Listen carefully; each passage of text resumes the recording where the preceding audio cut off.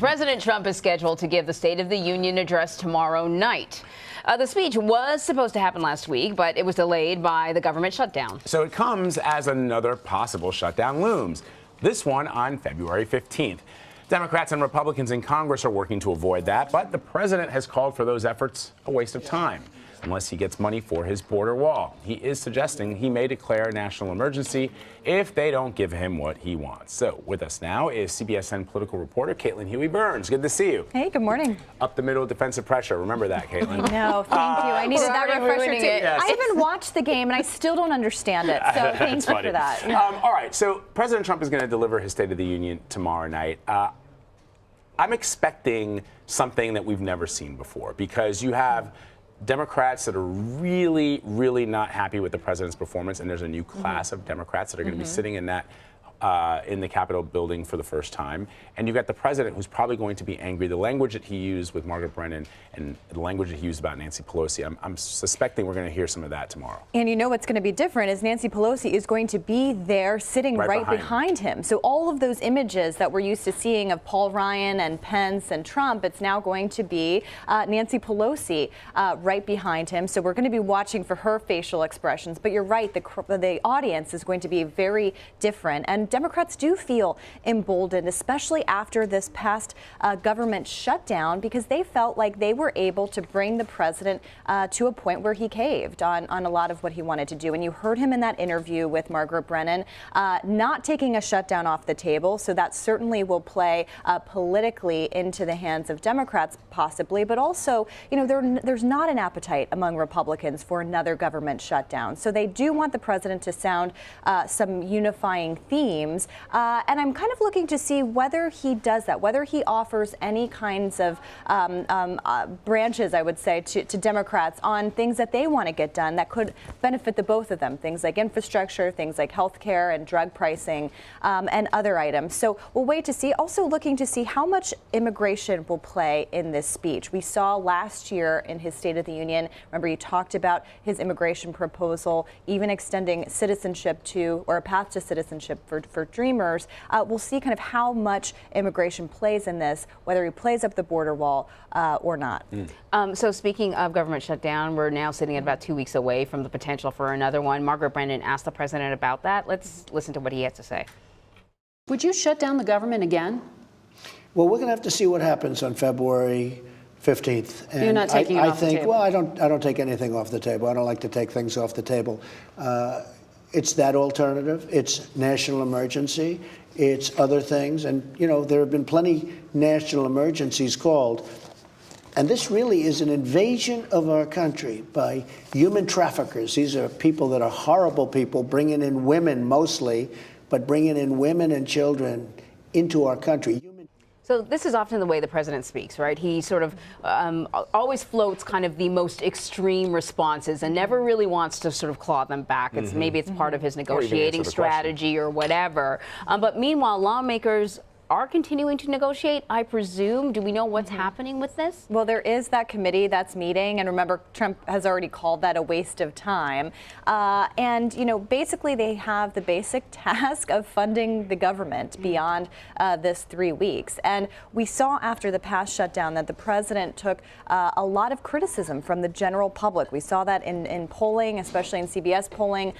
Majority is opposed to building the wall. Also, majority is opposed to declaring a national emergency for a border wall. So Republicans are going to want to negotiate something because they don't want to take any more heat on this issue. And it didn't seem to get anybody very far at all.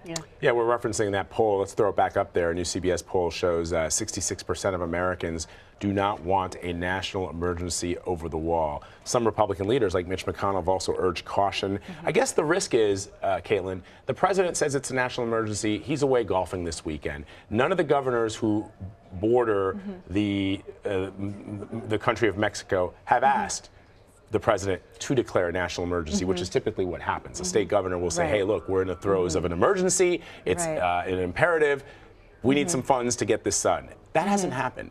So it almost seems now the threat of national emergency is sort of a political tool that is going to be challenged immediately. The wall will not be built if he declares a national emergency. Exactly. It's going to face lots of legal challenges. Democrats have already said as much, and Republicans know as much. That's why you're seeing most of them kind of say, don't go this route, with the exception of a Lindsey Graham or maybe some others of the president's allies.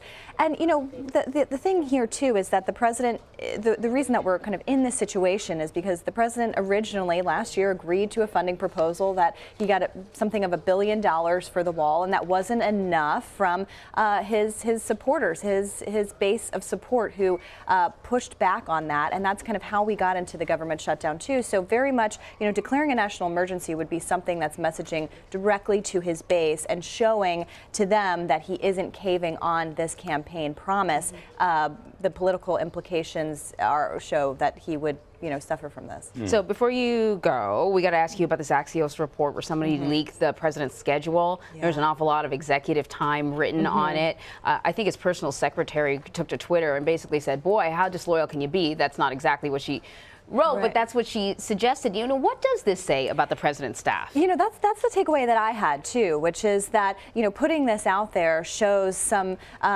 you know, another element of you know, a chaotic element in the White House, that someone would leak this, because we know executive time, after Axios first reported about executive time, I think in 2017, that the president spends, and there's a lot of speculation about what he does with that time. We know he watches a lot of television because he comments on it directly on Twitter. To put that out there, especially ahead of you know, in the run-up after the midterm elections, which is when this started, up until now, with the State of the Union being tomorrow, at a point that the president is, you know, typically tries to kind of unify the country. It seems that he's having difficulty doing that within his own White House. Yeah, you know, the president doesn't need sort of anybody to defend them, but I thought to myself when I looked at the schedule, and this is what his personal secretary also said, that it doesn't take into account various conversations that he has with members of his cabinet that aren't necessarily scheduled, phone calls that he receives. You know, this idea that, you know, he's sort of laying about tweeting and watching TV could be somewhat misleading. Yeah, exactly. He could be making those calls. He could be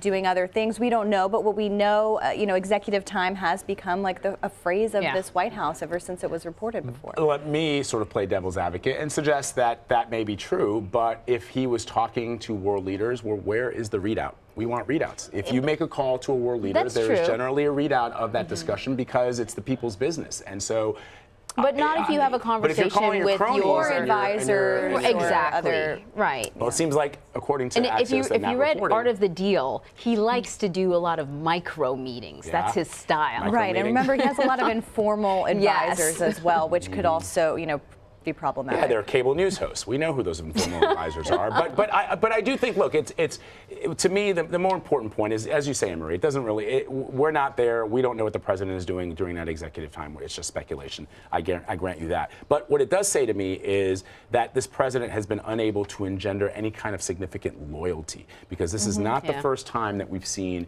individuals close to the president who have access to sensitive information leaking it to the press. And the question becomes not, is it fake news? The question is, why are people that the president has around him that are probably, you know, doing important jobs, why do they feel the need to publicly embarrass the president like this? Right. It's a great question, and it presents a lot of problems, and I wouldn't be surprised if he reacts to it in some fashion today. It also comes against the backdrop of another aide giving a publishing a tell-all book last week that we were talking about.